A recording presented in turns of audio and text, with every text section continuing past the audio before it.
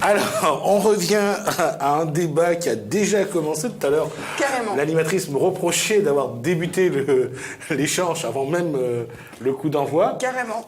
Et je parlais avec monsieur de Lutte ouvrière qui disait que, attention, moi je suis obligé de rester sérieux. Voilà. Ça va être très compliqué, tu sais. Jean-Yves Payette, bonsoir. Bonsoir. Alors, candidat dans la 5e circonscription. Oui, je serai donc candidat pour porter les couleurs donc, des travailleurs et de lutte ouvrière dans ces élections. Rouges, hein. Oui, le drapeau des travailleurs a toujours été rouge. Hein, notamment, c'est le drapeau qui a permis d'avoir tous les progrès sociaux qu'on bénéficie aujourd'hui. Et ben, c'est grâce à ce drapeau-là que les travailleurs, dans les siècles, pendant plus d'un siècle, sont révoltés pour améliorer notre situation. Alors, on va faire très pratique. Est-ce que ce matin, Jean-Yves Payette a déposé ça? Non, je déposerai mercredi matin puisque la préfecture donne des rendez-vous. Ah, d'accord. Moi, je serai à la préfecture à 8h30 mercredi matin. D'accord. On va juste rappeler que la 5e circonscription débute à Petit Bazar. Et va donc Saint-André, Salazie, Brapalon, Saint-Benoît, Plaine des Palmistes, Sainte-Rose, jusqu'à Saint-Philippe. C'est à peu près 90 000 électeurs, je crois, sur le. Et pour l'instant, je vais rappeler le nom de ceux qui sont portés candidats. Donc Daniel Gontier pour la plateforme de l'Union de la droite. Il y aura sans doute Léopoldine Setama. On ne sait pas pour l'instant sous quelle étiquette. Normalement, c'est LPA puisqu'elle est avec Thierry Robert. Elle aussi, elle a perdu son investiture donc de la République En Marche. Il y aura donc Alissa Ayano également qui est venue le dire sur ce plateau qu'elle est candidate. Alors, qu'est-ce que je vais dire d'autre là-dessus? Il y aura Jean-Hugues Ratenon, que je ne dois pas oublier. Lui, il est là pour Résistance 974. Et je pense que j'ai fait le tour. Si j'en ai oublié, je m'en excuse. Monsieur Payette, ça sent bon pour vous ou pas? Comment vous le sentez là? C'est-à-dire, qu'est-ce qui sent bon pour moi ou pas? Non, je pense je sentais que la question... Ah non, mais carrément. Non, vous le sentez comment, voilà?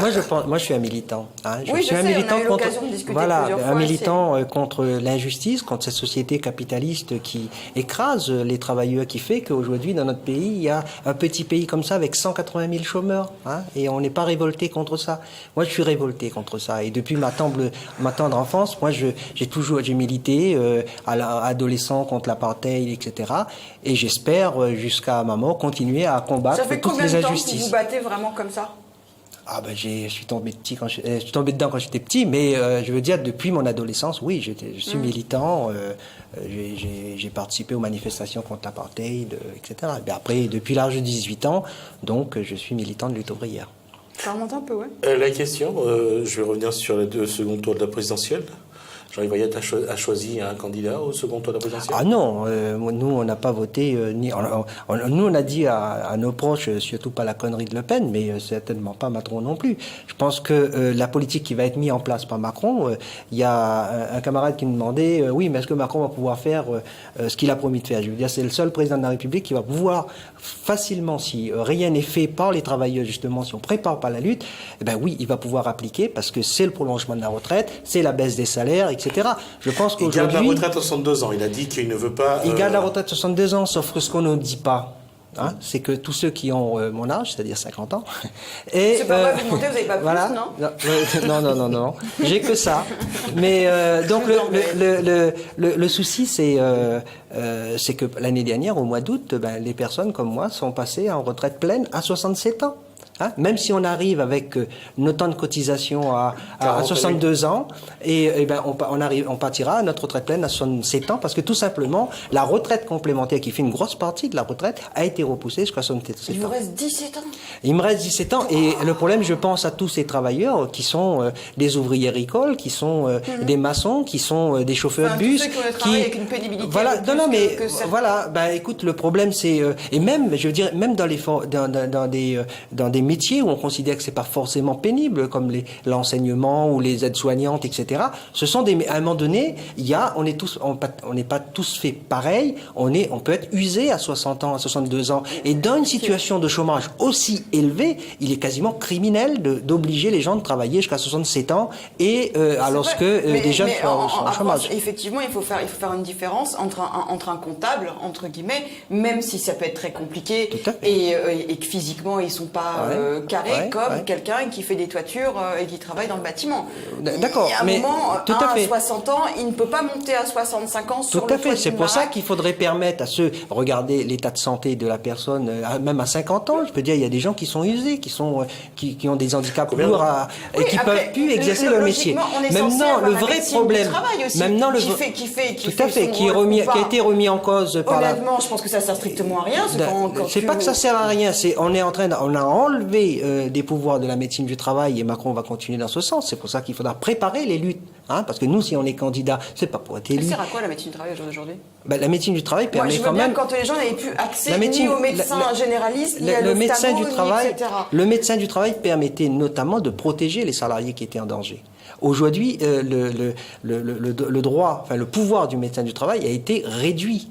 Et ça a été réduit notamment par la bande à Macron. Bon, donc le problème, c'est qu'il y aura encore d'autres choses. On va juste préciser qu'aujourd'hui, le médecin du travail est moins sollicité. On a demandé à ce qu'on le sollicite moins, d'une part. Déjà, c'est plus automatiquement tous les ans. C'est passé à 2 ans, c'est passé à 3 ans. Maintenant, c'est plus un médecin. On peut être reçu par une infirmière ou un infirmier, etc., etc. C'est-à-dire, on fait reculer. Même le droit de l'inspecteur du travail, la possibilité de sanctionner a été quasiment enlevée. Il y a plein de choses qui se sont passées au niveau du droit de travail ces derniers mois et années qui vont compliquer la vie des travailleurs. Alors, revenir sur un des éléments de ce programme d'Emmanuel Macron, c'est les accords, les fameux NAO qu'on a normalement en début d'année, une négociation annuelle obligatoire. Alors, lui, il insistera sur les accords de branche, les accords d'entreprise, ce que vous ne voulez pas non plus. Le problème, c'est quoi? On va sans doute aussi parler de ce que nous, au niveau de lutte ouvrière, on va dire dans cette campagne. Je pense que Macron, comme beaucoup de candidats, et l'esprit qui domine aujourd'hui, c'est de dire il faut aider les riches, il faut aider les capitalistes. Les capitalistes augmentent leur richesse de 15 à 20% par an, et je parle de ceux qui ont des milliards. Ça choque personne. Ça choque personne et on dit il n'y a pas d'argent. Hollande, qui a décidé de faire le CICE sous pression de Gattaz en disant si vous nous donnez 40 milliards en gros par an, on va créer 1 million d'emplois. Il avait sorti le BINS, il accompagnait Hollande partout à cette période-là et ils ont encaissé les 40 milliards. On ne leur demande pas des comptes et ils n'ont pas créé d'emplois. Donc ça c'est scandaleux. Quand on nous dit qu'il n'y a pas d'argent, je dis que nous, à l'État ouvrier, on dit s'il y a 40 milliards pour les capitalistes, il doit y avoir 1 800 € pour tous les travailleurs, pour tous les retraités. Et la possibilité de donner à tous un emploi, c'est de permettre à ceux qui sont usés de pouvoir prendre la retraite et passer à d'autres activités. Il faut permettre à ce que tous les jeunes puissent avoir un travail, et puissent avoir un travail à 1 800 €, quitte à partager le travail si nécessaire, et prendre sur ces 40 milliards qu'on a fait cadeau, et qui ne servent à rien. Tous ces bénéfices, les 75 milliards de bénéfices faits par les grosses entreprises, 10% de la somme qui est donnée à ces grosses entreprises-là, et même largement trop pour donner à tous les chômeurs un emploi. Parce qu'on est au service des capitalistes. Parce qu'on est dans une société où c'est les capitalistes qui dirigent. C'est eux qui donnent les ordres, c'est pas les hommes politiques. Les hommes politiques, ils décident d'être au service ou pas de ces capitalistes-là. Et ceux qui seront élus vont obligatoirement être dans ce sens. Parce qu'il n'y a pas, c'est une question de rapport de force. Aujourd'hui, c'est vrai que les travailleurs, il manque un grand parti. Un grand parti pour justement pouvoir discuter, discuter de nos intérêts à nous, travailleurs. Et qu'on ne parle pas, qu'on ne nous embrume pas dans des discussions, je dirais, un peu fumeuses. C'est comme quand on dit le débat sur le franc ou l'euro ou autre. Ce qu'il faut, c'est augmenter les retraites, quelle que soit la monnaie, augmenter les salaires, donner à tous un travail, permettre à ce que tous les jeunes puissent avoir un travail à 1 800 €. Ça c'est intéressant comme discussion. Et je vais avoir une licorne dans la cour, et puis une voiture qui vole. À 1 800 €. Ça paraît un peu utopique quand même. C'est utopique, sauf que c'est moins de 10% de la somme qui est donnée aux capitalistes chaque année. Ce qui est utopique, c'est de croire que pendant encore des dizaines d'années, tous ceux qu'on réduit à la pauvreté vont se taire. Ce qui est utopique, c'est de croire qu'il n'y aura pas une montée de la délinquance et de la violence à cause de cette situation. Aujourd'hui, si on veut, le chômage n'explique pas tout. Mais une grosse partie de la délinquance, de la petite délinquance notamment, est due à ce mal-vivre, est due au fait qu'une grosse partie de la population qui est en âge de travailler, qui a l'intelligence nécessaire, la force physique nécessaire, sont privés d'emploi. Or, dans cette constitution, soi-disant, puisqu'on nous parle, il faut respecter les droits, etc. C'est écrit que le droit à un travail. Et on viole le droit au travail, on viole le droit des travailleurs, on viole le droit des plus pauvres. Et par contre, les plus riches, eux, on continue à leur donner des choses, à leur donner des droits, et à milliards. C'est ça le souci. Quand je dis que moins de 10% de la somme des 40 milliards et des 75 milliards de bénéfices qui sont de 40 milliards de CICE, qui est plutôt de 41 milliards d'ailleurs, et de 75 milliards de faits de bénéfices l'année dernière, moins de 10% de cette somme, il n'y a plus de chômeurs dans tous les dom-toms. Est-ce que ça, c'est utopique? C'est utopique si on refuse de dire qu'il faut toucher à cet argent-là, qui aujourd'hui sont dans la poche des plus gros capitalistes, qui ne travaillent pas. Un capitaliste ne travaille pas. Il ne faut pas confondre un capitaliste avec un petit artisan, etc. On est d'accord, les PMI, PME, petites sociétés, petites entreprises. Les petites entreprises, ceux qui ferment souvent. Oui, mais qui sont souvent sous-traitants. Les petites entreprises vivent de deux choses. Soit de nos salaires, soit ils travaillent en sous-traitance avec les grosses entreprises qui décident de leur sort. Donc, leurs sorts sont liés aux nôtres. Leurs sorts sont liés à nos salaires. Un petit menuisier d'un quartier haute, s'il veut vendre ses meubles, il faut que nous, on puisse toucher. Quand on est à l'aise en fin du mois, on peut penser à avoir une chose en bois, etc. Jean-Yves comprend les personnes qui veulent faire des heures supplémentaires, d'autant que Emmanuel Macron voudrait défiscaliser ces heures-là. Est-ce qu'il comprend aussi, Jean-Yves Payette, il comprend que certains sont prêts à travailler le dimanche le problème, ça veut dire quoi? Parce que ça veut dire quoi? Ils veulent augmenter un petit peu leurs revenus. Voilà. Dans ce cas-là, on va bosser aussi 15 heures, 16 heures, 17 heures par jour, on va s'esquinter au boulot, et ça on pourra le faire quand on aura 30 ans, 40 ans, et à 50 ans on fait quoi? On les sera virés comme des malpropres et on va nous remplacer par des gens qui ont 30 ans, 40 ans, qui vont recommencer cette chose-là. Aujourd'hui, ce qu'il faut exiger, si on touche, c'est pas normal que des caissiers qui travaillent, qui brassent des centaines de milliers d'euros dans les grandes surfaces, qui ont bac plus 2, plus 3, plus 4, qui touchent 900 €. C'est scandaleux. Et on va dire à ces gens-là, faites des heures supplémentaires, on va vous payer. Déjà, leur prix horaires sont pas corrects. Il y a même des corps de métier où il faut travailler le dimanche.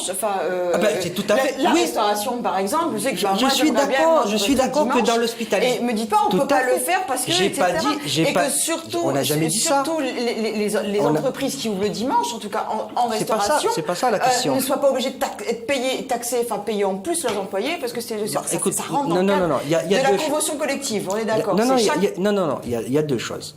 Le dimanche, même un restaurateur, quand il est ouvert, c'est qu'il gagne plus de sous. Donc s'il appelle quelqu'un à travailler, c'est-à-dire il tire une mère de famille qui a ses enfants, etc., qui dit venez quand même travailler comme serveur, c'est tout à fait normal qu'elle ait une gratification.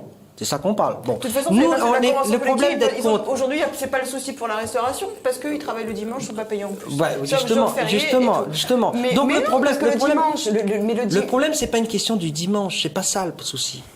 Le problème, c'est quelle société on veut vivre dedans. Bien sûr qu'il faut que les gens travaillent le dimanche, les pompiers, on est bien content si on fait un accident, qu'il y ait des aides-soignantes, des médecins, etc., qui s'occupent de nous. C'est pas le souci. Le souci, c'est qu'est-ce que, là, on commence par en disant, des magasins, on va finir par des magasins complètement inutiles. D'ailleurs, un magasin de bricolage ouvert le dimanche, bon. Voilà, que ça sert à quoi? À part que faire peut-être un peu plus de sous et tout. Mais la vie des gens... du produit pour les fourmis dimanche, vous pouvez le prendre aussi en semaine. J'ai pas eu le temps de le faire en semaine, sauf monsieur. Justement, le problème, c'est que vous pouvez faire aussi le semaine ou le samedi, ou exiger, si on diminue le temps de travail, vous aurez le temps d'aller faire vos courses la semaine. Je pense qu'il faut... pour moi. Non, mais je pense que s'il y avait réellement débat sur les richesses disponibles, débat sur les besoins de la population, on trouverait des solutions. Mais on ne raisonne pas aux besoins. On ne raisonne pas par rapport à ce qui est possible. On raisonne sur combien d'argent il y a à faire. Et on va faire quelque chose que si et seulement si un capitaliste a des sous à gagner. C'est ça qui est criminel. Aujourd'hui, on décide pas. Par exemple, donner à tous un logement. Mais c'est vraiment, si on se met à discuter, vous verrez, c'est très facile. C'est pas un problème financier, c'est pas un problème foncier. C'est juste un problème. Est-ce que les capitalistes, notamment de l'immobilier à La Réunion, vont pouvoir continuer à louer aussi cher? C'est ça le fond du problème. Aujourd'hui, si on ne crée pas suffisamment de logements pour permettre à tous d'avoir un logement qui soit de 10, 15, 20%, gros maximum de son revenu, c'est uniquement parce que ça va faire baisser le prix du loyer à La Réunion. Et ça, c'est quand même criminel que des travailleurs qui touchent le SMIC et qui se retrouvent, qui sont obligés d'être dans des loyers à 600, 700, 800 € par mois. C'est pas, ensuite on va demander à des heures supplémentaires, on va tomber malade, on va pas s'occuper de ses enfants, etc. uniquement parce que les salaires sont trop faibles. Hein, et les loyers notamment, etc., sont trop élevés parce qu'il y a un manque de logement. Donc il faut raisonner par rapport aux besoins des gens, aux besoins de la population. Si on fait ça, eh ben oui, il y a de l'argent. Hein, il y a même avant moi, il y a des gens, justement, avant d'être élus, ils disaient que l'argent coule à flot à La Réunion. Hein, et ben ça, ce que nous, à Lutte ouvrière, ce qu'on veut, c'est que les travailleurs voient. Si vous trouvez la rivière là où ça coule, appelez-moi. À mon avis, non, mais vérifiez, vous verrez. Vous verrez que sur la route du littoral... J'ai pas le temps, je travaille, monsieur Fayette. Justement, prenez ce temps-là et vous verrez que les milliards... dans ce cas-là, si vous venez travailler à la mienne aussi, mais vous verrez qu'il y a de l'argent. Le seul problème, c'est que si on achète, pour faire plaisir à ses copains, on achète une tonne de roche 2 fois le prix d'une tonne de canne, oui, ça part dans les poches de certains. Hein. Et par contre, oui, il y a les moyens nécessaires pour permettre à tous d'avoir un travail. Et en tout cas, les patrons, dans ces élections, ils auront leurs candidats. Ils auront, on parlera de faire baisser le coût du travail, c'est-à-dire baisser les salaires, hein, parce qu'ils ont ce mot-là dans la bouche, baisser les cotisations sociales, parce que ça veut dire baisser les indemnités de ceux qui sont malades, etc., etc. Nous, travailleurs, les chômeurs, les retraités, et même les petits artisans, même les petits commerçants qui vivent des salaires, etc., on doit avoir notre propre programme, notre propre programme de lutte, hein, notre propre programme de revendication, c'est-à-dire face à ceux qui disent qu'il faut baisser nos salaires et nos retraites et repousser les retraites à vitam aeternam, il faut exiger, aujourd'hui on a besoin de 1 800 €. Pourquoi? Parce que tout simplement, qu'on enlève le prix du loyer, qu'on enlève la voiture, qu'on enlève les crédits, etc., moins que ça, on ne peut pas vivre correctement. Hein? Voilà. Et l'espérance de vie, d'ailleurs, des gens qui sont très pauvres aujourd'hui ne demande plus. Hein, voire baisse en France. Et ça, c'est le résultat du fait que les salaires ne demandent plus pour les travailleurs. On arrive au bout, en tout cas, Jean-Yves Payette, en tout cas, pour toutes ces explications. On est bien sur un choix de société, et on le voit effectivement dans toutes les démarches qu'on peut montrer, surtout lorsqu'on fait de la sociologie. On voit que l'économie prime sur la politique et sur le social. On aura l'occasion de revenir tout au long de ces législatives, d'en discuter. En tout cas, merci d'avoir rappelé cette position que vous avez concernant donc l'économie et le social. Merci Jessica de nous avoir donc aussi accompagnés.